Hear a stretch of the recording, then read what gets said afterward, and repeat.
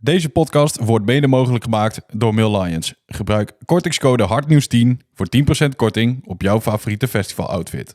Zo, mooi dat je weer ingeschakeld bent bij een nieuwe aflevering van Plafonddienst, de Hardstyle podcast. Wie voor het eerst luistert, hier duiken we iedere week in de wereld van hardstyle. En of dat nou gaat van zagen tot klonken of van melodieuze drops naar de ouderwetse OG-kicks, wij hebben het hierover. Ik ben Wouter van Hardnieuws en met mij is zoals altijd onze Marijn, a.k.a. Flux Overload. Goeiedag, hallo. Marijn, ja, een tijdje geleden, jij hebt natuurlijk hier jouw vaste rubriek, de top 5 in Plafonddienst. Klopt. En daarin had jij een mooi lijstje gemaakt met iconische hardstyle tracks. Ja. Met kenmerkende lyrics erin. Inderdaad, ja. Zeker. Weet jij inmiddels wat Everybody Put Three Fingers in the Air, waar dat vandaan komt? Nee, ik weet het nog steeds niet meer. Dat kunnen we aan de beste man vragen zo meteen. Dat gaan we dan ook zeker doen. Laten we eerst even de intro afmaken. Ja, want onze gast van vandaag, die is niet meer weg te denken bij al die main stages. En hij nam je mee door alle levels. En vervolgens liet hij je los in zijn playground. Zijn legacy voel je letterlijk through your veins. En zijn melodieuze voelt als een higher power. Let the games begin. Give it up for Disturb. Hey, lekker man. Dank jullie wel, heren. Leuk om hier te zijn. Jorrit, fijn om je hier op de bank te hebben. Hoe is het met je gozer? Uitstekend. Lekker weekendje achter de rug. Ja, laten we even dan teruggaan naar Let the Games Begin. Want wanneer begonnen ze? Wanneer raakte jij in aanraking met hardstyle? Dat zal 2010 of zo geweest zijn, denk ik. 2009 misschien. Ik weet nog dat toen woonde ik nog bij mijn ouders. Toen was ik 16 jaar, geloof ik. En toen chillde ik best wel vaak met mijn buurjongen. En die was altijd muziek aan het downloaden via LimeWire. Ging toen nog natuurlijk met USB'tjes. En 39 virussen erbij. En... ja, daarom liet ik het hem altijd doen. Dus die kwam dan ook altijd met nieuwe muziek. En toen liet hij, hoe heet die track nou van DJ Isaac, die Afterworld, liet hij horen. Mm-hmm. En dat was een heel raar, saw-achtig geluid, wat steeds sneller ging. En op een gegeven moment komt heel onverwachts die kick erbij. En ik kreeg toen zo'n adrenaline kick ervan. En ik dacht echt van, wow, wat is dit? En dat was eigenlijk de eerste hardstyle track die ik hoorde. En toen ging hij ook de Fear FM 2009, de top 100, ging die downloaden. En die heeft hij toen naar mij doorgestuurd. En die ging ik toen op weg naar school, op de fiets ging ik dat luisteren. En dat het begon daarmee. En eerst was het meer de melodischere dingen die ik leuk vond. Alleen op een gegeven moment toen ging ik het ook gewoon, als ik thuis zat te chillen, ging ik dat ook gewoon luisteren. En begon het steeds meer op me te groeien. En vond ik ook de wat hardere dingen vond ik leuk. Dus daar is echt een beetje de basis gelegd, zeg maar. Toen je opgroeide, toen op een gegeven moment dacht je van... nee, ik ga eens een keertje een Fruity Loops downloaden waarschijnlijk, toch? Ja. Nee, dat was op de middelbare school. Toen, want ik ben al vanaf mijn 4e met muziek bezig. Mijn moeder en mijn vader ook, maar vooral mijn moeder, die vond het heel belangrijk dat ik zeg maar met een muziekinstrument opgroeide. Dus toen, mijn moeder heeft vroeger veel piano gespeeld en die vond viool altijd een mooi instrument. Dus die dacht toen ik 4 was, we gaan samen op vioolles. Ik vond dat als kind prima. Als 4-jarige heb je geen idee natuurlijk. En geen keuze ook, nee. Nee, dus dan is alles wel leuk. Ja. Dus van mijn 4e tot mijn 11e viool gespeeld. Op een gegeven moment toen begon ik andere muziek ook leuk te vinden. Begon ik meer wat mijn vader leuk vond, leuk te vinden. Zeg maar oude rock, oude blues. En toen wilde ik op gitaarles, elektrisch gitaar. Dus dat heb ik van mijn 11e tot mijn 16e gedaan. En toen op de middelbare school, toen kwam ik bij iemand in de klas. En die was dus op de computer, was die muziek aan het maken. Nou, en wat ik op gitaar en viool altijd een beetje miste. Viool leerde ik wel noten spelen. Maar met gitaar wilde ik gewoon bekende nummers, zeg maar, spelen. Ja. En dan doe je dat. Dan oefen je. En op een gegeven moment dan heb je een nummer voor je gevoel gemasterd. Dan denk je, deze kan ik nice spelen. Maar dan speel je hem en dan daarna is het klaar. Of je moet het opnemen of zo. Toen kwam ik dus in de klas met een jongen en die maakte muziek op de computer. Ja, ik had daar nog nooit van gehoord. Ik had ook nooit bij stilgestaan hoe elektronische muziek überhaupt ontstond. Ik dacht, misschien doen ze dat wel live op podium of zo. Geen idee. En toen liet hij dus dat programma zien. En toen was ik echt helemaal flabbergasted. Toen dacht ik echt, wow, dit is ook echt een beetje wat ik mis met een instrument spelen. Hier kan je gewoon tijd in investeren en dan begin je met niks. En dan op een gegeven moment kun je er een punt achter zetten als je zelf tevreden bent. En je hebt alle touwtjes in handen. Je kunt elke richting op die je wil. Dus dat trok mij heel erg aan. En ook een beetje in dezelfde tijd dat ik dus naar hardstyle begon te luisteren. Dat het me echt heel erg begon te interesseren. Dus toen heb ik dat inderdaad ook gedownload. En ben ik daar een beetje mee gaan pielen. En omdat ik dus die vriend had die er al wat ervaring mee had, kon het een en ander uitleggen. En nog een vriend van hem, die creëerde op een gegeven moment een soort groepje op de middelbare school. Dat we allemaal produceerden. En het was toen veel hip-hop en dubstep was toen ook een hype in Nederland. Ja. En op een gegeven moment toen ben ik dus hardstyle gaan proberen te maken. Maar er waren nog best wel weinig tutorials en zo. Bepaalde plugins die je ervoor nodig had, die waren heel moeilijk om te vinden. En ik had niet geld om voor €300 een bepaalde distortion te kopen. Dus het was heel erg trial and error en gewoon heel veel tijd investeren. Maar ja, dat heeft er uiteindelijk wel toe geleid dat ik die passie alleen nog maar interessanter begon te vinden. En dat er telkens weer nieuwe mogelijkheden kwamen. Telkens weer nieuwe dingen waar je door geïnspireerd raakte. En het was echt eindeloos weg waar ik uren in kon stoppen zonder dat het saai werd, zeg maar. Ja. En is dat ook dan de keuze geweest om naar de Herman Brood Academie te gaan om je skills juist verder te ontwikkelen? Enigszins. Maar ik had dus op de middelbare school dat ik tot 4 VWO gekomen met 2 vingers in mijn neus, weinig doen, maar wel overgaan. Ja. En toen 2 keer 4 VWO is toch wat andere koek gebleken. Dus toen redde ik het niet meer. En toen moest ik dus dat jaar overdoen. En toen volgens mij ben ik in dat tweede jaar, 4 VWO, ben ik toen echt helemaal mezelf verdwaald in het produceren. Oh ja. En toen, toen nam ik ook mijn laptop mee naar school. Want ik heb een soort leesachterstand, een soort van dyslexie, zeg maar. Dus ik kreeg de vrijstelling om op mijn laptop te werken. En wat ik dus in de klas deed... Dat was een gevaarlijk moment. Achteraf heeft het goed uitgepakt. Ja, natuurlijk. Heeft me wat extra uurtjes opgeleverd. Alleen, dat zul je denk ik van... Ja, als je een oud-klasgenoot spreekt, die zal waarschijnlijk dan ook zeggen... die zat alleen maar te produceren in de klas. En dan met zijn oortjes in. En dan zei de docent van, let je wel op. En dan, oh jawel. En dan ging ik weer verder. En dan... en uiteindelijk leidde dat er uiteraard toe... dat ik mijn tweede 4 VWO ook niet haalde. Dus toen kon ik met heel veel moeite naar 5 HAVO. En dat heb ik tot januari gedaan. En toen ging het weer helemaal slecht. Dus toen heb ik ook met mijn ouders rondom de tafel gezeten. Want die waren natuurlijk ook ten einde raad. En die zeiden ook van, wat wil je nou, weet je wel? Want we zien dat je 0 motivatie hebt. Maar we weten wel dat je het kunt. Maar we moeten wel een weg vinden om hier doorheen te komen. Dus toen heb ik dus eerlijk opgebiecht dat ik eigenlijk niks op school leuk vind. En het enige waar ik me op dat moment in interesseerde was muziek maken. En vooral hardstyle. Dus toen zijn we ervoor... hebben we besloten, zeg maar, met z'n allen... om te stoppen met HAVO en dan aan te melden voor een muziekopleiding. Het liefst Herman Brood, maar je hebt ook nog andere. Ik ben ook nog in Utrecht en in Enschede bij een of andere muziekopleiding geweest. Mm-hmm. Ik ben blij dat dat niet is geworden, want ik weet nog in Enschede... toen had ik volgens mij dat ik door de eerste aanmeldronde kwam... en toen zou ik de enige producer zijn in de klas als ik werd aangenomen. Laat staan hardstyle producer. Ja, schiet lekker. Ja, dus voor de rest dan met gitaristen, bassisten, drummers, zangers. Ja, dus dat zou een drama zijn geworden, denk ik. Maar uiteindelijk dus wel voor de Herman Brood aangenomen. En dat heeft er voor mij wel voor gezorgd dat ik gewoon me lekker heb kunnen doorontwikkelen. Ik was ook daar de enige hardstyle producer. Het gaf me wel gewoon heel veel vrijheid, zeg maar, om daar aan muziek te werken. Het was niet per se dat ik daar heel veel heb geleerd met betrekking tot hardstyle produceren. Maar natuurlijk wel veel basisdingetjes en überhaupt de omgeving, gewoon creatieve omgeving met andere producers. Ondanks dat ze andere genres maken, was wel gewoon een plek waar ik me heel erg thuis voelde, zeg maar, toen. Ja, waar je bovendien ook veel vliekuren kon maken. Als je Absoluut. die opleiding doet, dan kan je natuurlijk ook wel veel tijd in het produceren steken. Ja, zeker. Ja, ik weet niet of Karin, die werkt daar, of werkte in ieder geval toen ik daar zat. Of ze blij mee is wat ik ga zeggen, maar ik had in ieder geval toen ook tentamen. Volgens mij heet het zo daar. Maar in ieder geval dat ik bij Nederlands. En dan kreeg ik een multiple choice. Dan was de vraag, wat is de juiste spelling?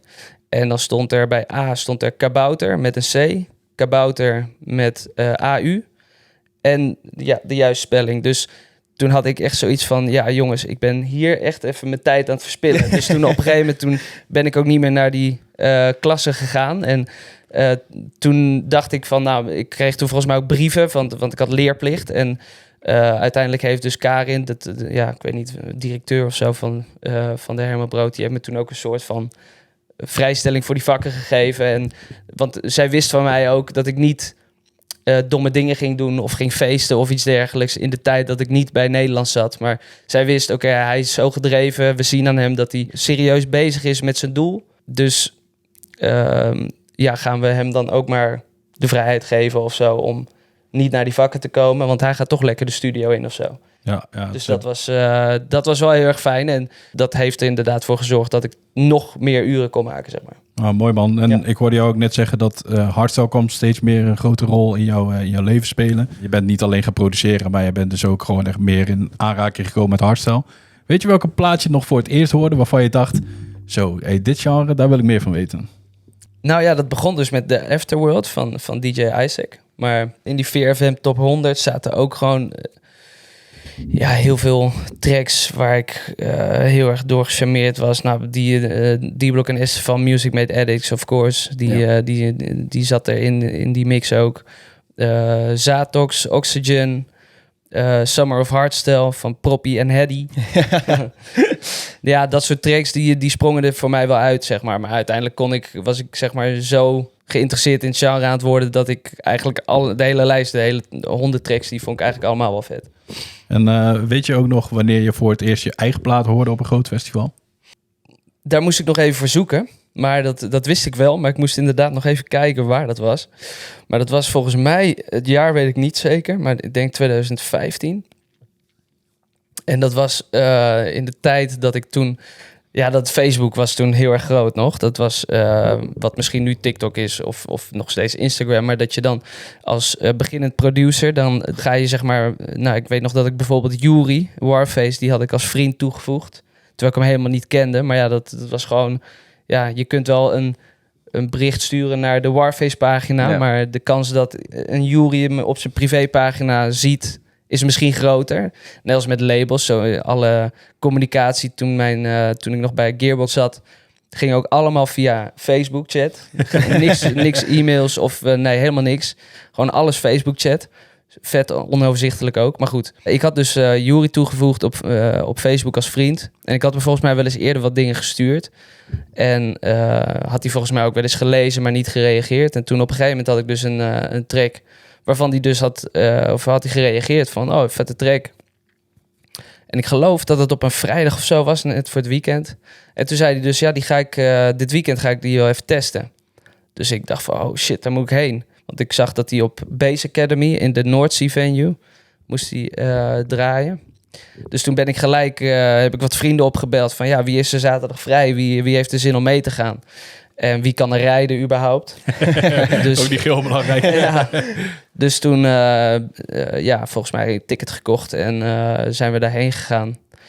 En dat was dus volgens mij Base Academy 2015. En gelukkig was ik er zelf bij, want er staat volgens mij ook nog een filmpje op YouTube. Maar... En om welke plaat ging je dan? Dat ging om Labeled. Volgens mij heeft hij... Ja, die heb ik alleen via Soundcloud volgens mij gereleased, zeg maar. Gewoon free download. En ja, precies. Je had vroeger ook nog van die... van 10 jaar, 11 jaar, 12 jaar geleden had je die legendary uploads op YouTube. Oh ja. Ja. Dus ik had heel vaak, als ik dan zeg maar geen reactie kreeg van labels of zo, of van artiesten, dan dacht ik, oké, nou ja, alsnog wel leuk om hem naar buiten te brengen. En dan kon je via daar nog misschien een paar extra views erbij krijgen, weet je wel. Ja. Want buiten dat je natuurlijk op je eigen Soundcloud dingen kunt uploaden, gain je niet echt meer volgers of zo. Nee, en dat was via die weg, het was een weg, zeg maar. Ja. Voordat je bij End of Line belandde, zat je ook bij Gearbox. Ja, je maakte al best wel gauw je kenmerkende sound. Of hoe heb jij dat meegemaakt? Zeg maar, het was altijd een melodie, maar dan toch wel met een harde goede kick erbij. Ja, eigenlijk is dat heel erg vanzelf gegaan. Ik krijg al heel lang van veel mensen te horen dat ze gelijk horen als ze een nieuwe track horen dat die dan van mij is of zo. Maar ik heb dat zelf helemaal niet door. Het is niet dat ik echt met opzet een eigen stijl heb gecreëerd, maar ik heb, denk ik, zoals veel beginnend producers gewoon afgekeken van voorbeelden of van mensen door wie je geïnspireerd raakt. En ja, dan op een gegeven moment denk ik dat je uiteindelijk wel een beetje bij je eigen stijl terechtkomt. Misschien door te combineren wat je vet vindt van andere artiesten. En ja, de manier van afmixen misschien. De keuze, wanneer is een kick af? Want je kunt natuurlijk eindeloos doorgaan, ook met leads. Ik denk dat het gewoon een beetje een natuurlijk proces is of zo. In ieder geval bij mij, want ik heb het niet met opzet gedaan. Nou, dus zo ben je eigenlijk vanzelf de master van de kickrolls geworden. Die titel die heb ik mezelf nooit gegeven. Maar ik vind het fijn dat je het benoemt. Ja, mooi man. Ja, straks gaan we het ook even verder hebben over alle thema's. Want je werkt graag in thema's en alles wat erbij komt kijken. Eerst gaan we even door naar de vaste rubriek. En dat is de plafonddienst. Ja, in de plafonddienst daarin behandelen we jullie ingestuurde festivalverhalen en frustraties. Dus heb jij er eentje, ga naar Instagram toe en ga naar @plafonddienst, de podcast. Want we zijn benieuwd naar jouw frustratie. Mannen, ik ben heel erg benieuwd wat jullie van deze vinden. Nou, weet je wat dus echt mijn festivalfrustratie is? Wanneer je de line-up ziet en je ziet weer dat Flux Overload niet draait. Kom op mensen. Festivalorganisatoren, jullie kunnen beter. Is dit jouw broer? Of, Ik heb geen idee wie dit is. Oh, wat een leuke frustratie dit, joh. Deze zou ik niet aankomen. Nou, Marijn, bied even een oplossing voor deze guy. Ja, nou ja, goed. De organisatoren mogen me gaan boeken, wat dat betreft dan. Oh, wat leuk dit. Nou ja, we kwamen deze tegen. We denken, nou, pleur maar gewoon even lekker in die Ja, uitzending, zeker. Ja, nou goed.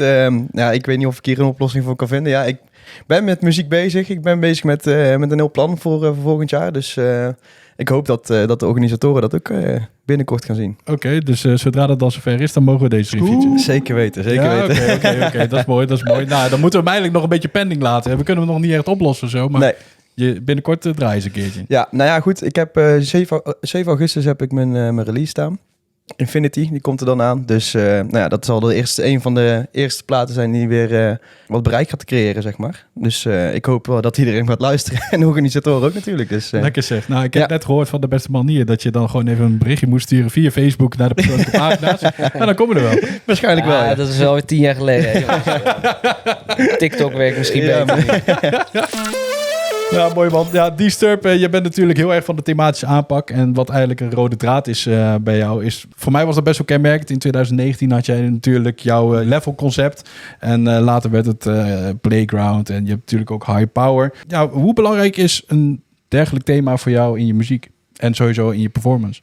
Wel belangrijk, hoewel ik vind het ook leuk om gewoon mijn inspiratie de vrije loop te laten. Ik heb vroeger ook heel veel tracks gemaakt en dan begin je gewoon met het muzikale gedeelte. En dat je dan denkt van oké, dat staat. Nu nog een vocal zoeken, weet je wel. En dan vroeger was het natuurlijk kijken welke samples je nog ergens vandaan kunt halen. En vooral wat er dan nog niet gebruikt is. Of wat misschien... al een beetje verjaard is. Bijvoorbeeld van oude hardcore tracks van vroeger... wat dan een keertje gebruikt is. Maar dat je dan denkt van... nu kan het wel weer of zo om die her te gebruiken. Dus nee, dat vind ik ook nog steeds wel leuk om te doen, zeg maar. Eerst muzikaal of instrumentaal neerzetten... en dan kijken wat voor vocal erbij past. Maar ik vind thematisch werken ook heel leuk. Dan heb je al gelijk een gevoel erbij, zeg maar. Net als met een... evenement bijvoorbeeld, met vooral een anthem creëren, dan heb je echt al een gevoel bij een track voordat die gemaakt moet worden nog. En dat is gewoon een hele andere aanvliegroute, wat wel heel leuk is om te doen. En zeker als het gecombineerd gaat met een live show bijvoorbeeld.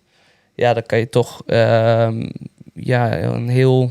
project van maken, dat de show, de visuals, de laserslichten, de wereld samen met de muziek echt tot één geheel komt. En dat heb je natuurlijk bij tracks waar geen thema verder bij zit, dan heb je dat wat minder of niet. Met de Next Level project was dat eigenlijk mijn eerste echte project wat in zo'n thema was. Ja, dat was wel heel erg leuk om te doen. En ja, Welcome to My Playground, dat was een soort opvolger natuurlijk. Ja, hartstikke leuk om te doen.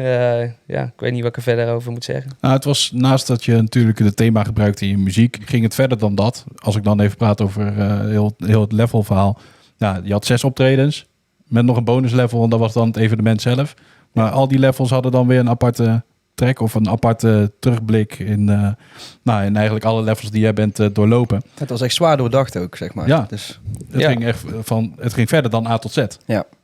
Ja, bij de Next Level was het echt het idee om de Next Level te creëren met die live act. Dus dan, ja, inderdaad wat je zegt. 6 verschillende live shows met 6 verschillende tracks ook per live show. Die ook toen nog niet gelijk gereleased werden. Wat bij Welcome to My Playground wel gebeurde. Dat was gelijk de donderdag na de show gelijk release. Daarnaast deed je ook gewoon echt alles in kostuum. Dus bij de levels, maar ook bij High Power en bij Playground sta je gewoon echt van top tot teen in een kostuum op het podium. Wat zijn zeg maar de uitdagingen wanneer je zo'n thema overal probeert uit te voeren? Want ja, je bent niet alleen muzikaal bezig, maar ook met jezelf als act. Wat zijn de grootste dingen waar je rekening mee moet houden als je alles zo thematisch verwerkt? Ja, goede vraag. Het moet allemaal gewoon kloppen. Alles moet qua show, qua visuals, qua muziek en outfit moet het wel een kloppend plaatje zijn.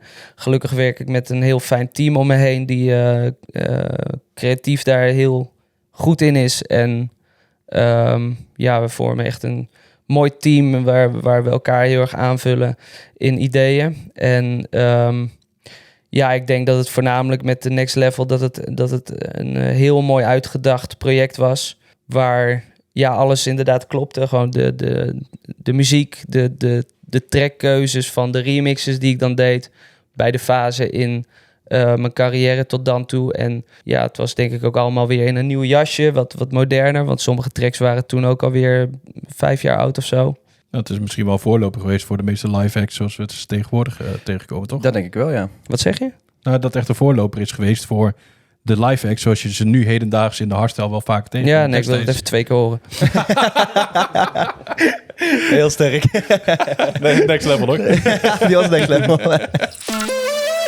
Ja, dan gaan we door naar de andere vaste rubriek. En dat Ja. is natuurlijk de top 5 van Marijn. Ja, Marijn die bereidt iedere week een aardig lijstje voor. Laten we dan sowieso even teruggrijpen naar dat ene momentje wat we zeiden in de intro. Want hij heeft toen een keertje dus kenmerkende lyrics in hardstyleplaten genoemd. En daar kwam onder andere jouw plaat in voor Disturb. Ja.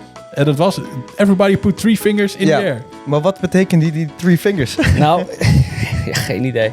Nee, serieus, dat was ook zo'n voorbeeld als wat ik net gaf. Gewoon een instrumentaal opzetje wat ik had gemaakt. En ik heb toen met, volgens mij, Reverse 2017... Ja, dat moet wel daar zijn geweest, ja, in de Lotto Arena. Ja, dat was volgens mij mijn eerste keer Reverse ook. En toen wilde ik met iets nieuws openen.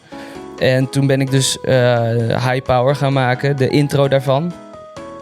Gewoon dat je gelijk na de aankondiging zeg maar gelijk ritme hebt en een opbouw. Toen heb ik ook alleen de intro daar gedraaid. Want die melodie had ik nog helemaal niet en zo. Dus eerst ook maar was het idee volgens mij om alleen als intro te bewaren. En uiteindelijk werd er goed op gereageerd. En toen heb ik uiteindelijk High Power verder gebouwd. Maar ja, toen had ik dus dat opzetje, instrumentaal opzetje liggen. Ja. Toen ging ik gewoon kijken wat voor vocal kan hierbij werken. En ik had destijds in mijn iTunes had ik een mapje met vocals, opties. Gewoon om, als ik dan een keertje iets tegenkwam, dan sloeg ik dat op. Dan downloadde ik dat. En ook al was ik niet met iets bezig, dan kon ik daarop teruggrijpen als ik bijvoorbeeld in zo'n situatie kwam. En toen had ik dus een track van Kendrick Lamar, High Power. Ja. Als je die aanzet, dan begint het gelijk met die vocal. Oké. Maar dat wist ik nog niet hoor. Nee. Nee, nou, vertel het ook maar niet tegen Kendrick. Maar in ieder geval, er zit helemaal geen gedachte achter. Nee, maar dat was een mooie opvulling. Ja. Er zit ook wel een grappig dingetje in trouwens. Direct na de mid-intro heb je een raar geluidje. Een soort van plukje. Mhm. En dat is een vriend van mij, die ik al vanaf mijn 14e ken of zo. Daar heb ik een tijdje mee samengewoond in Utrecht. En die kan dus met zijn kaak een soort geluid maken. Mhm. Dan knakt hij hem zo of zo. Oh ja. En daar waren we altijd over aan het grappen van, dat is een apart geluid. Die ga ik een keer in een track verwerken. En nou ja, dat zit dus gewoon in die track High Power. Als je na de tweede drop van de mid-intro skipt voordat zeg maar de pad begint, dan hoor je gewoon een soort van met heel veel echo. Heel random ook, Ja. maar ja, dat zit er ook in. Nou, de volgende keer dat je hem hoort, moet je even 3 vingers in de lucht steken. Ja. Maar ja, oké, dan door naar de top 5 van deze aflevering. Want wat heb jij voorbereid? Ja, Marijn? ik heb de top 5 beste indoor locaties. Oké. Het einde van het seizoen komt er alweer een beetje aan van het buitenseizoen. Dus ik dacht, trap alvast even de indoor locaties even Lekker erin. zeg. Nummer 5. Nou, ik heb op nummer 5 de jaarbeurs in Utrecht. Daar heb je dus ook de legendarische Thunderdome edities gehad. En ik moet zeggen, ik weet niet of het als vorig jaar was of 2 of 3 jaar geleden of zo. Maar dan hadden ze dus de DJ-boot en dan daarvoor hadden ze iets geprojecteerd. Waar je dus eigenlijk zeg maar dezelfde DJ zeg maar, op een groot scherm kan zien. Zeg maar. Oh, ja. Dat vond ik echt fucking vet. Dat vind ik nou echt super toffe designs voor een indoor locatie, weet je wel. Het geeft een beetje zo'n grimmigheid weg. En daarnaast ook gewoon voor een Thunderdome natuurlijk gewoon hartstikke legendarisch om zoiets te hebben natuurlijk. Zeker weten. Nou, binnenkort Supremacy Classics daarin. Oh ja, dat klopt ook nog inderdaad, ja. Oké, nummer 4. Dat is het Sportpaleis. En dan met name voor Reavers, die shows die ze daar wegzetten en het geluid wat daar komt, jongens, dat is niet normaal. Nou, dat is wel behoorlijk lijp, ja. Mooie locatie. Ja, dat is echt een zieke locatie, dus we verdienen nummer 4. En op nummer 3, dat is een wat intiemere locatie, en dat is de 013 in Tilburg. Ja, daar komen echt legendarische feestjes vanaf. Want bijvoorbeeld zo'n Melodic Madness van Rebirth bijvoorbeeld, die hebben daar echt hele vette edities al achter de rug gehad. Zo'n Dreamscape bijvoorbeeld van Justin the Purge destijds. En vet ook met die trap als dansvloer. Ja, Dus precies. als jij dan achter het podium staat, je ziet... Ja, dat is een mooi uitzicht altijd, ja. Ja, toch? Ja, zeker. Alright, op nummer 2 heb ik het Gelredome. Ja, die is echt legendarisch, waar je gewoon Hardbase en Climax hebt gehad. En ik moet ook zeggen, bij de laatste keer Climax, dat ze daar ook weer die dingen projecteerden van elkaar met verschillende dingen achter elkaar, zeg maar, met verschillende schermen, zeg maar. Ja, ik vind dat super vet. En ja, het Hardbase van zichzelf met die stage designs die ze daar hadden, dat was ongekend. Dus verdienen nummer 2. En ja, dit is mijn persoonlijke nummer 1, maar dat zijn de Brabanthallen. Oh. Waar Supremacy dus jaarlijks wordt gehouden. En in dit geval dus ook vroeger was alles beter wat eraan gekomen. Maar ik heb daar altijd de beste tijd van mijn leven gehad wat dat betreft. Misschien omdat ik een RAL-liefhebber ben en dat Supremacy dan een van mijn favoriete festivals zijn. Maar überhaupt de shows en de aankleding van de Brabanthallen, zeg maar. Ik vind het super vet om daar te zijn. Dus voor mij in ieder geval de terechte nummer 1. Nou, mooi man. Nou, komt dit een beetje overeen met jouw voorkeur, Jorrit? Ja, zeker wel. Ik zou misschien wel Gelredome op 1 zetten. Ik heb daar juist sentimentele waarde aan. Ja. Omdat ik vlakbij Arnhem ben opgegroeid. En Climax 2012 was mijn eerste feestje. Ah, ja. En dat was voor mij altijd, zeg maar, als ik daar ooit kan staan, dan... dat is het dan, weet je wel? Precies, ja. Maar Brabanthallen staat ook zeker in die top 5 en top 2 misschien wel. Daar ben ik ook naar Supremacy 2015 geloof ik als bezoeker gegaan. En daar heb ik natuurlijk heel vaak op Supremacy gestaan. Dus dat zeker een heel vette locatie. Heb je ook een locatie waarvan je denkt van... Ja, je hebt bijvoorbeeld in Duitsland heb je dus echt locaties waar het geluid zo fucking hard staat. Ja, zo'n turbinehal. Ja, bijvoorbeeld inderdaad. Ja, precies. Maar heb je bijvoorbeeld ook een locatie waarvan je denkt van... Nou, dat gaat me net te hard of zo, zeg maar. Nou ja, toevallig een paar weken terug op Parookaville. Ja. Toen stond het ook echt absurd hard in zo'n hangar. Oh, ja. Ik ben vroeger nooit zelf op Cubase geweest, maar dat... Ja, want het is op dezelfde locatie, toch? Dezelfde locatie inderdaad. Ja, dat staat onwijs hard. Maar ik draag altijd oordoppen, dus op zich staat dan niet zo heel veel snel te hard. Alleen, ja, ik was klaar met mijn set en het was ook echt onwijs warm binnen. Dus, nou ja, eerst even een drankje gedaan. Nog wel binnen, maar ze hadden ze een paar picknicktafels neergezet. Dus kon je lekker even rustig chillen, of ja, rustig.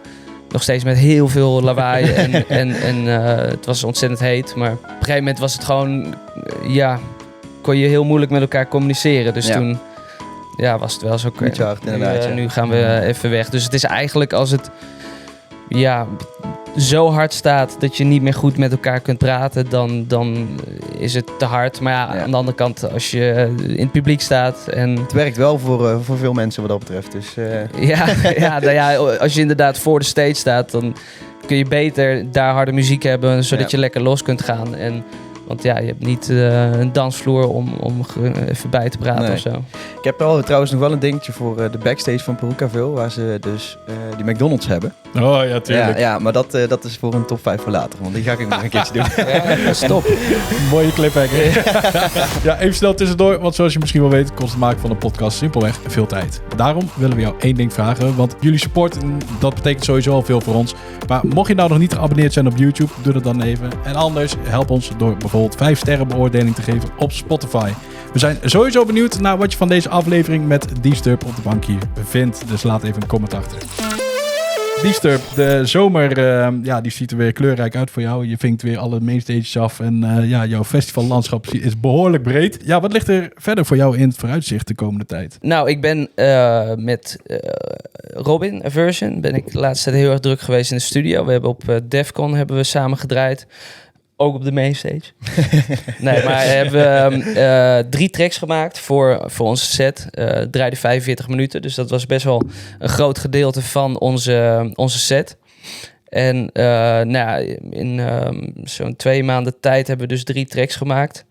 Hoe is dat eigenlijk tot stand gekomen? Was dat gewoon puur vanwege Defcon? Of? Je bedoelt die samenwerking? Ja, sowieso. Gewoon dat jullie gewoon 3 platen uit het niets samen maken, zeg maar. Ja, nou dat was sowieso met mijn album vorig jaar. Toen was de samenwerking met Robin was echt top. Was heel gezellig.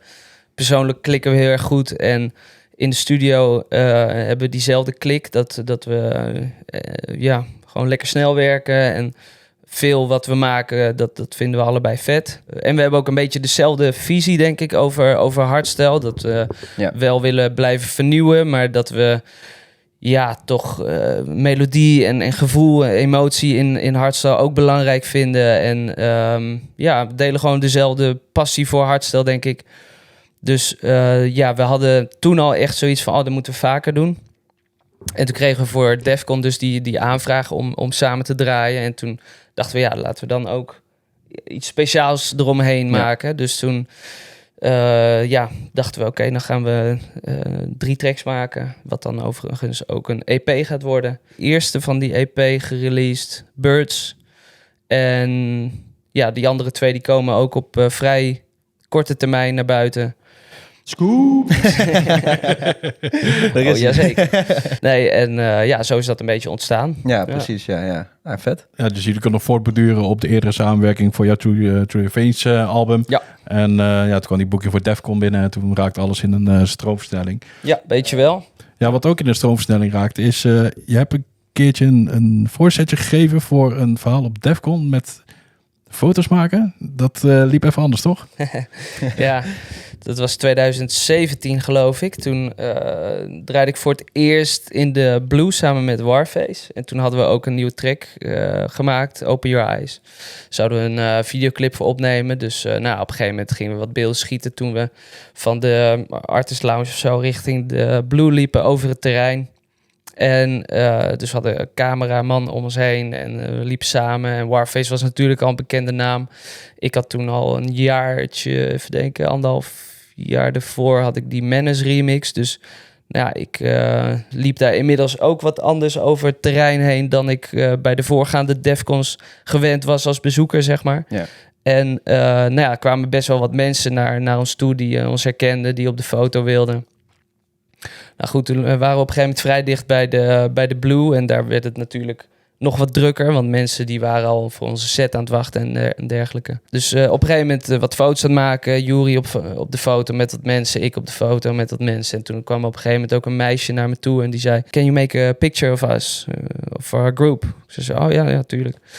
Dus ik ging bij die groep staan. En dat meisje dat bleef staan op dezelfde plek waar ze dat aan mij vroeg. Dus ik keek er zo aan en zij keek mij ook aan van, waar ga je heen? Dus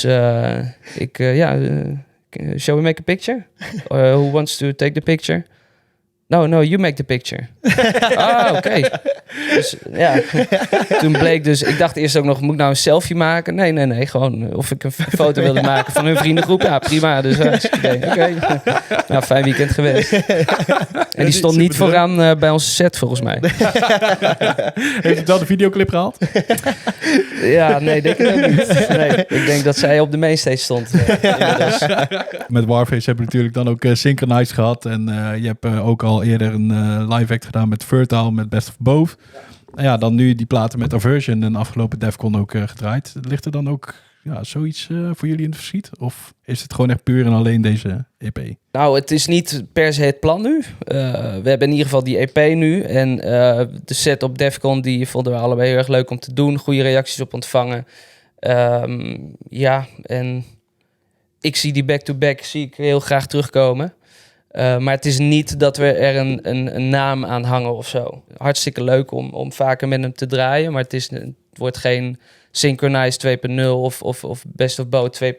Het is niet dat ik met Jan en Alleman in een kort tijdsbestek in één keer 3 tracks maak, zeg maar. Ja. Dus het is dan wel een wat specialere back-to-back. En inmiddels hebben we dan ook 4 tracks. Dus ja, als we dan een back-to-back doen, dan is het natuurlijk ook voor de hand liggend om een edit te maken of zo. En dan toch wat speciaals te doen of iets speciaals dan de gemiddelde back-to-back.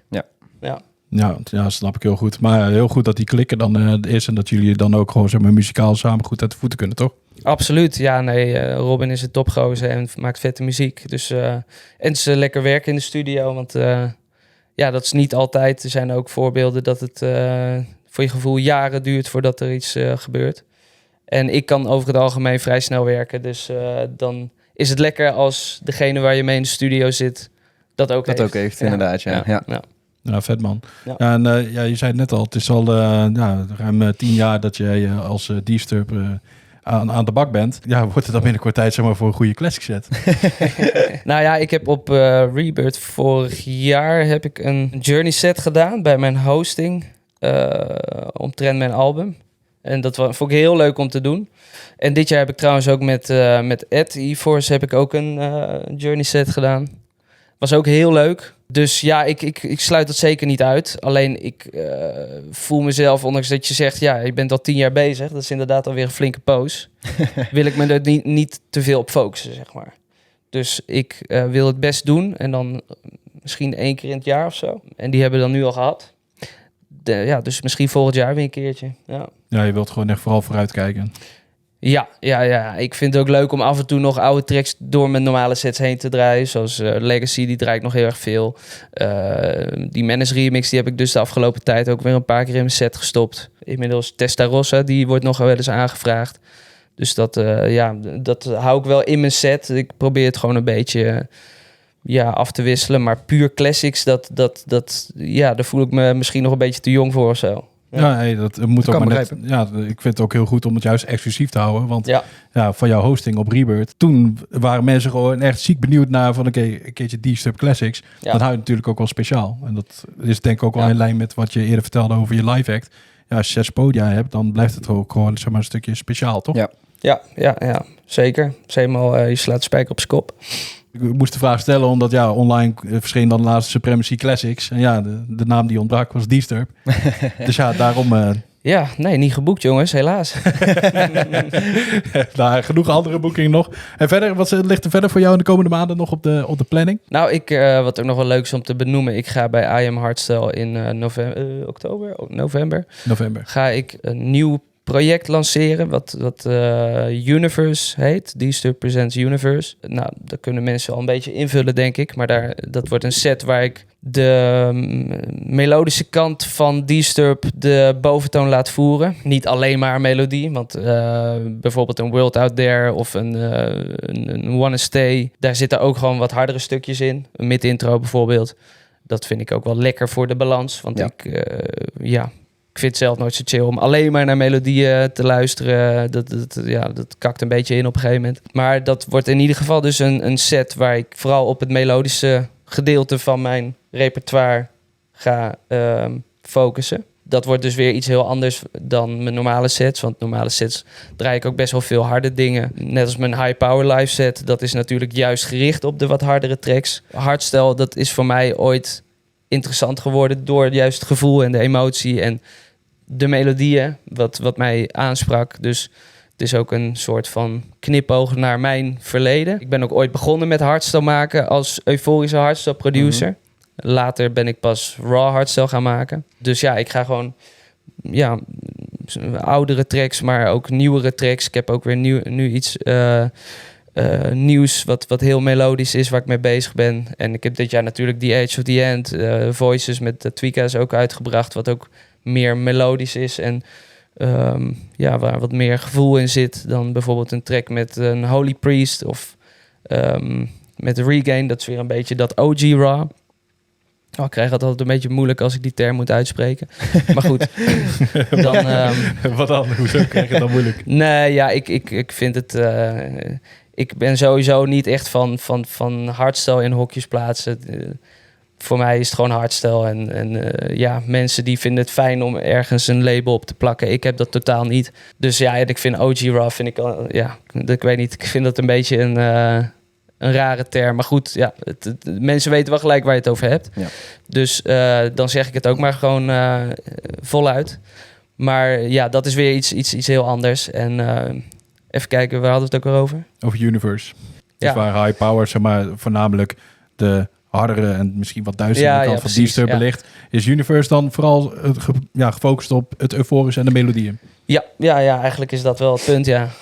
Mega dik, man. En dat wordt dus het wordt gelanceerd op I Am Hardstyle Eternal. Ja. En dan vervolgens komen daar nog meer shows van? Ja, wellicht. Ja, even kijken of mensen het leuk vinden natuurlijk. En of ik het leuk vind. Want ik heb ook nog nooit volgens mij echt een melodisch setje gedraaid of zo. Dus ja, het is voor mij ook nieuw. Maar goed, het is natuurlijk op een evenement waar het wel past. Ja, dus, zeker weten. Ja, ik heb er wel zin in en ben er erg benieuwd naar vooral. Ja, mega dik, man, want je hebt best wel wat kenmerken in jouw act en muziek zitten. Ja. Dus dat kan natuurlijk de harde kick zijn. Maar de melodieuze kant, op die een keertje te behandelen en dan nu juist die andere kant van de balans op te zoeken. Best wel leuk, toch? Ja, man. Ja, oprecht. ik zie jou ook al zeg maar zo kijken van, kom maar door. Ja, zeker weten. Ja, kijk, de balans inderdaad wat jij hebt met je tracks in de mid-intro's, dat het even wat harder is en in de main climaxes, zeg maar, dat daar wat meer melodie in zit. Ja, dat doe je al heel goed. Maar als je nou ook echt volledig op de melodische kant gaat focussen, zeg maar. Ik denk dat daar best wel veel vraag naar is ook. Dus op zo'n Eternal, dan denk ik dat dat best wel goed tot z'n recht kan komen. Ja, misschien wat ik net zei, dat ik het niet zo leuk of belangrijk vind om in hokjes te denken. Dat weerspiegelt misschien ook wel, of dat laat mijn repertoire ook wel een beetje zien, denk ik. Dat ik inderdaad gewoon ik vind altijd het contrast heel erg, vond en vind ik altijd heel interessant. Dat je dus hele dromerige, misschien wel tegen het happy feeling aan breaks hebt. Ja. En dan in één keer ga je vies rammen, weet je wel. Met gekke screeches en gewoon dat contrast, dat vond ik altijd heel erg vet om te maken. En dat je gewoon meerdere emoties in één track hebt of zo. Ja. Maar goed, dat laat denk ik ook wel mijn release van dit jaar zien, dat ik met The Edge of the End iets heel anders heb gemaakt dan met de collab met Regain. Ja. Of de collab met de Tweeka's, of de collab met Holy Priest. Of weer wat ik met Robin heb gedaan, dat het best wel ver uit elkaar ligt. Maar dat ik dat ook gewoon leuk vind om houdt het voor mij ook interessant, zeg maar. Ja. Sommige mensen die zeggen ook bij zo'n track met Regame bijvoorbeeld van... komt de 2017 D-Stub, komt die dan eindelijk terug? Nee jongens, die komt niet terug. Maar af en toe zal er best wel een track zijn die een beetje in dezelfde richting als die stijl komt. Ja. Maar het is niet dat ik me op één richting... niet alleen OG Raw of niet alleen die kant... Ik denk dat het ook goed is focussen, voor je repertoire überhaupt, voor tijdens je sets, weet je wel. Om het gewoon zo Ja. breed mogelijk aan te vliegen. Nou, is ik ook- vind het dat in is- ieder geval leuk en het interessant te houden. Dus Ja. dat is voor mij het belangrijkste. Ja. Ja, precies, ja. Ja, dat is ook de kracht, denk ik, achter die stub. Om het zo breed mogelijk te kunnen houden, zeg maar. Denk ik dan. Ja, misschien. Ja. Ik hoop dat ik gelijk heb. Nou, ik denk dat jouw indrukwekkende rijtje aan collabs... dat misschien ook wel onderstreept. Want je gaat van The Tweakers naar Radical Redemption. En je gaat van Holy Priest ga je naar Miss Kate. Ja, het is best wel uiteenlopend natuurlijk. Ja, klopt, ja. Ja, vind ik leuk. Ja. Nou, mooi man. Ja, ik geef je rood gelijk. Nou, wij kijken dan heel erg uit naar Universe en alles wat dan verder nog gaat komen. Maar dan zijn we aan het einde van onze podcast beland. Dus ja, we kunnen jou sowieso nog op alle grote mainstages weer zien. Nee, D-Stub, we willen je heel erg bedanken voor het plaatsnemen hier in Plafonddienst. Want je bent oprecht wel echt, ik denk wel de meest gevraagde gast dit seizoen. Ja. Dus ja, Is het zo, ja? 100%. Ja, zeker. 100%. Als die sticker op Leuk. Instagram uitgaat, dan is het meteen waar is D-Stub. Nou jongens, dit was hem. Hoe lang zitten we hier nu eigenlijk? We kunnen 2 uur gaan zitten hoor, als je nog meer te vertellen hebt. Nee. Ja, ik kan wel blijven lullen. Maar nee, nog één anekdote voordat we eruit vliegen. Ik kwam een paar weken terug bij Perukaville. Kwam er iemand naar me toe, een Duitse promotor. En die zei, ja, ik was van die keer dat je in het hotel. Ik zei, oh ja. En dat was dus, ik kwam dus een keertje in Duitsland in een hotel om in te checken. Ik zei mijn naam bij de receptie en ze snapte, ze konden mij niet vinden. Dus ik gaf mijn paspoort of idee en nee, staat niet in het systeem. Dus ik met het boekingskantoor bellen van ja, volgens mij is er geen hotel geboekt. Ja, wat nu? Dus toen op een gegeven moment, terwijl ik aan het bellen was... en zij ook zeiden van, wat raar, ik heb wel een bevestiging op de mail en zo. Toen werd ik dus onderbroken door de dame achter de receptie. En die zei, are you maybe Mr. Sturp? Ja, that's me.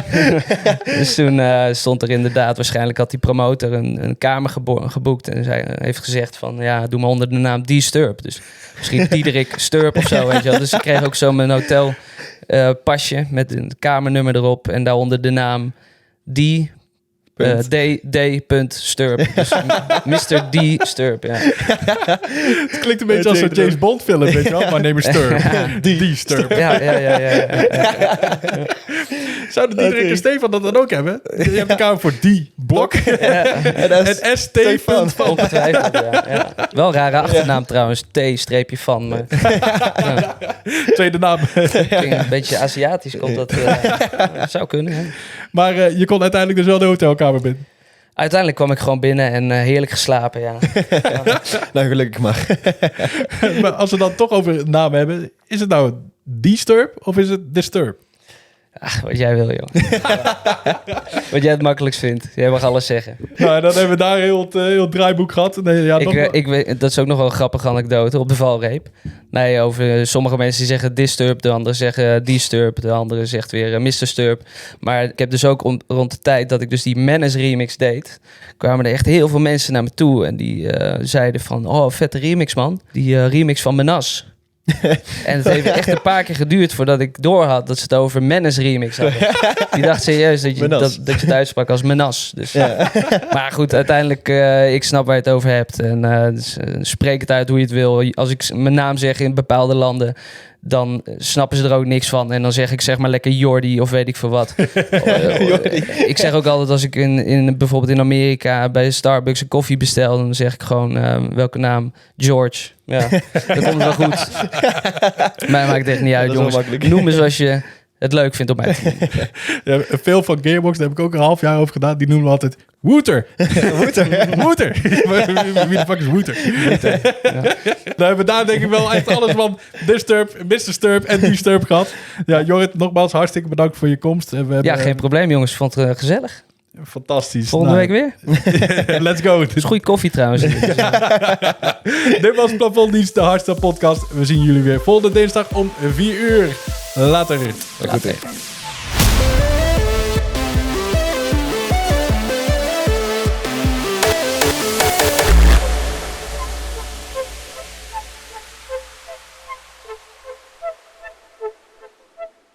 Deze podcast wordt mede mogelijk gemaakt door Mail Lions. Gebruik kortingscode HARTNIEUWS10 voor 10% korting op jouw favoriete festival outfit.